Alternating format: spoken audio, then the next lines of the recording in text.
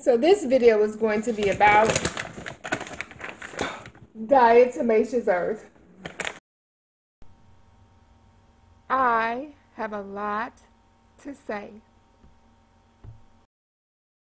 So this is going to be a really quick video, simply because I have not been able to retain all the information that I've heard about diatomaceous earth. But this video is certified because I have evidence of at least one of the claims. But literally, diatomaceous earth, per the information out there from the public, the holistic community, diatomaceous earth is a miracle powder. It's like the black seed oil of powders. It does everything from grow your hair, restore your teeth, build your bones, fight arthritis, help your skin, help your gut, cleanse parasites, give it to your pet, put it on your carpet, throw it up in the air, but you cannot inhale it though. So on a more serious note, through the research and everyone that I've come across, it cautions and it sends it out an alarm that you do not want to inhale the diatomaceous earth. And I keep mine in a bag, so when I open the bag, it is airbound for a moment. Hold my breath, step back until it settles. From my understanding that if it's ingested, it will do to the human the thing that it does to the bugs, the parasites, the things that you're trying to get out of your house, out of your bed, out of your body. So per the bag and per the eyewitness accounts, it's a 1 teaspoon, then you work your way up to a tablespoon. I believe it's what I've heard, up to a tablespoon or two tablespoons a day.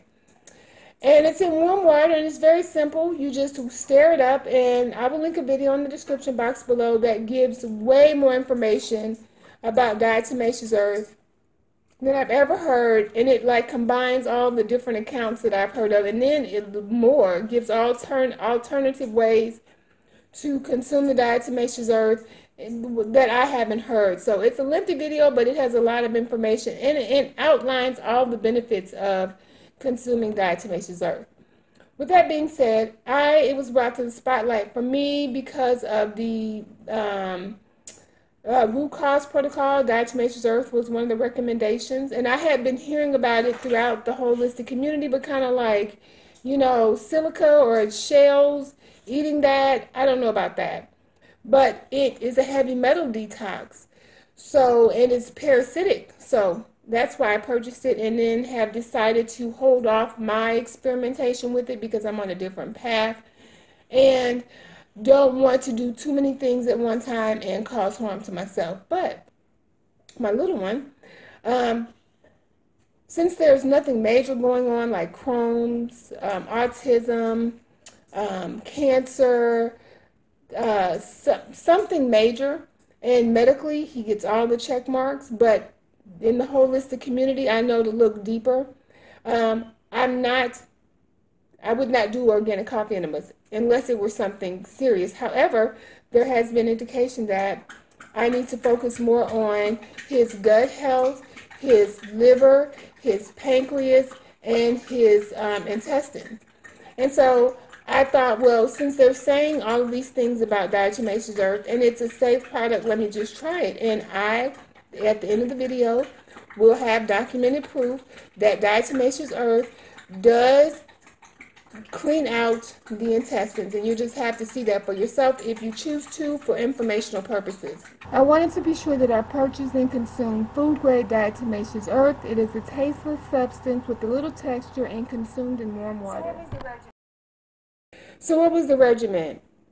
Initially, we did a modest teaspoon for 3 days, and nothing was happening. I heard on eyewitness accounts and other resources that that very first day, people rushed to the bathroom, and perhaps they did a larger, more heaping teaspoon.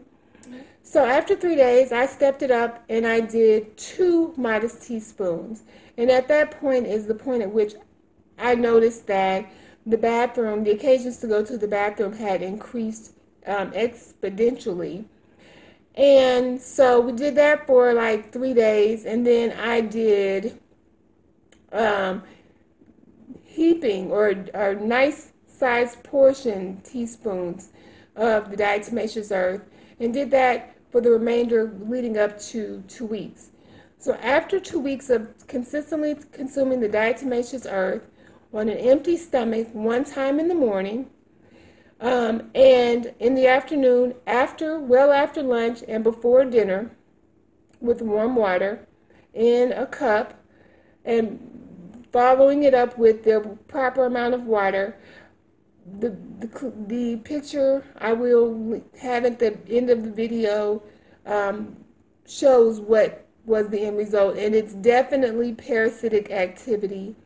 Definitely shows that the body is expelling things that would not otherwise come out, and it's just another step in this healing process that we're on, because the whole reason why I considered the diatomaceous earth is because we eat a balanced diet. We focus on our fruits and vegetables.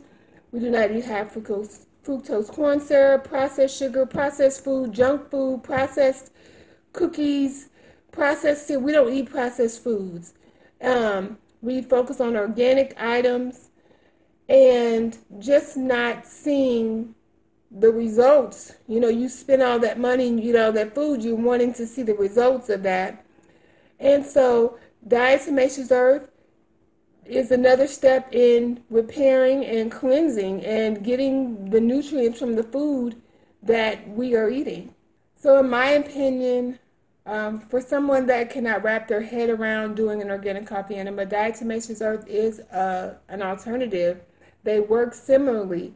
One, getting rid of waste that you would not otherwise see, and giving rest to the digestion, the liver, and the bowels. Thanks for watching. Warning, graphic content follows.